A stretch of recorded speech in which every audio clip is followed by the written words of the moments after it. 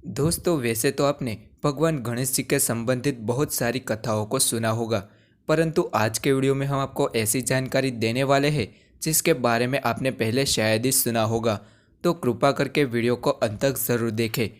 दोस्तों, जिस तरीके से भगवान विष्णु और भगवान शिव जी के अनंत अवतार हो चुके हैं, वैसे ही भगवान गणेश जी ने भी हर युग में जन्म लिया है और ऐसे में कलयुग के अंत समय में भी उनका एक आखिरी अवतार होना बाकी है।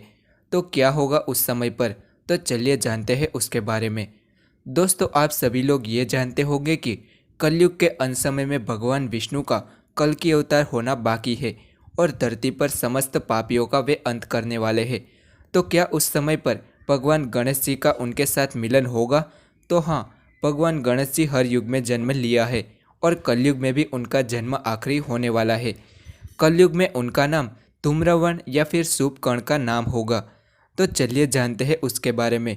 तो आखिर किस प्रकार से कलयुग में उनका जन्म होगा और उसके बाद किस तरीके से उनका भगवान कल्कि से मिलन होने वाला है। दोस्तों, इस वीडियो का लक्ष्य 200 लाइक का है, तो आपके सहयोग के लिए वीडियो को एक लाइक ज़रूर करें। तो उससे पहले जानते हैं कि किस युग में गणेश जी ने कौन सा अवतार लिया है। भगवान गणेश जी के 12 नाम है और हर नाम के पीछे उनकी एक कथा भी जुड़ी हुई है। तो सबसे पहले जानते हैं सतयुग के बारे में। सतयुग में भगवान गणेश जी ने कश्यप ऋषि और अदिति के वहाँ पर विनायक और महोत्सव नाम से अवतार लिया था। उस युग में भगवान गणेश जी का वाहन सिंह था। उस युग में उन्होंने देवतांतक और नरांतक नाम के राक्षसों का वध करके धर्म की पुनर्स्थापना की थी। इसी प्रकार से उन्होंने सतयुग में जन्म लिया था। उसके बाद है त्रेता युग। त्रेता युग के समय में भगवान गणेश जी ने माता उमा के गर्भ से भाद्रपद शुक्ल चतुर्थी के दिन में जन्म लिया था। उस समय पर उनका वाहन मयूर था। त्रेता युग में उनका वर्ण श्वेत और तीनों लोकों में मयूश्वर के नाम से प्रख्यात थे और उनकी 6 भुजाएं भी थी। उस अवतार में गणेश जी ने सिंधु नाम के राक्षस का विनाश भी किया था और रिद्धि सिद्धि से विवाह भी किया था। उसके बाद आता है द्वापर युग। द्वापर युग में गणेश जी ने मूषक पर सवार होकर प्रकट हुए थे। उस समय पर उनका वर्ण लाल था। 4 भुजा के साथ उनका नाम गजानन पड़ा था।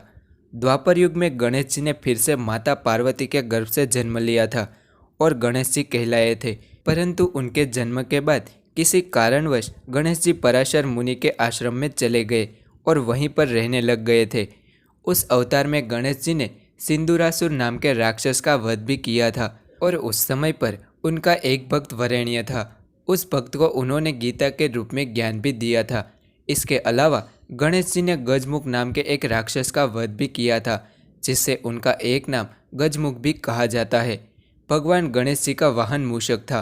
उसके पीछे की एक कहानी भी छुपी हुई है। गणेश पुराण के अनुसार गणेश का चूहा पूर्व जन्म में एक गंधर्व था जिसका नाम क्रोध था। एक दिन इंद्रदेव की सभा में गलती से क्रोध का पैर एक ऋषि पर पड़ जाता है। तब ऋषि को लगा कि इस मूर्ख ने जानबूझकर मेरे साथ कोई शरारत की है।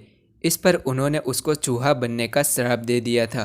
इसके अलावा द्वापर युग के समय में गणेश जी ने महाभारत को भी लिखा था। उस समय पर सारे श्लोक समझने के बाद उन्होंने ही उसको लिखा था। तो अब बात करते हैं कलयुग के अंत समय की, क्योंकि कलयुग में भगवान कल्कि भी आएंगे और भगवान धूम्रवर्ण भी आएंगे। कहा जाता है कि गणेश जी कलयुग में एक सफ़ेद घोड़े पर सवार होकर आएंगे।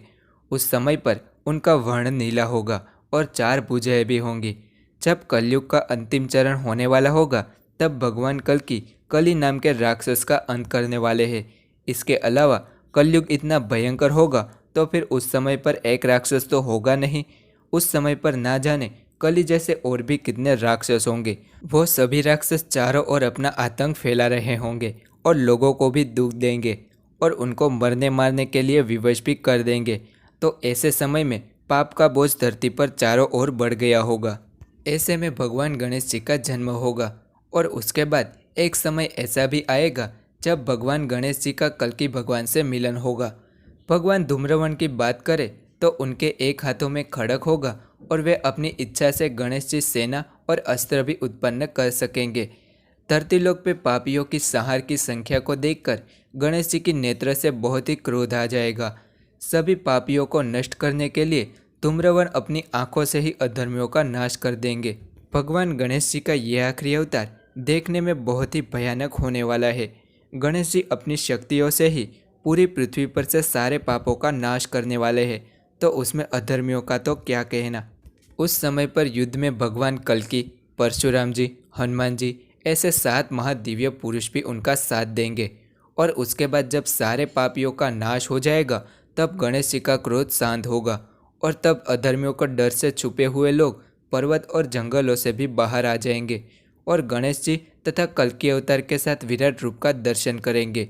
और उसके बाद पुनः धरती पर धर्म की स्थापना होगी और उसके बाद सतयुग का प्रारंभ होने वाला है। तो इस प्रकार से कलयुग के अंत समय में भगवान कल्कि के साथ गणेश जी का भी अवतार होने वाला है, जो चारों तरफ बुराइयों का अंत करेंगे। तो इस बारे में आपको क्या लगता है, ये नीचे आप हमें कमेंट करके ज़रूर बताइए। तो अगर आज की वीडियो आपको पसंद आई हो तो वीडियो को एक लाइक ज़रूर करें तथा अपने सगे संबंधियों के साथ शेयर भी करें,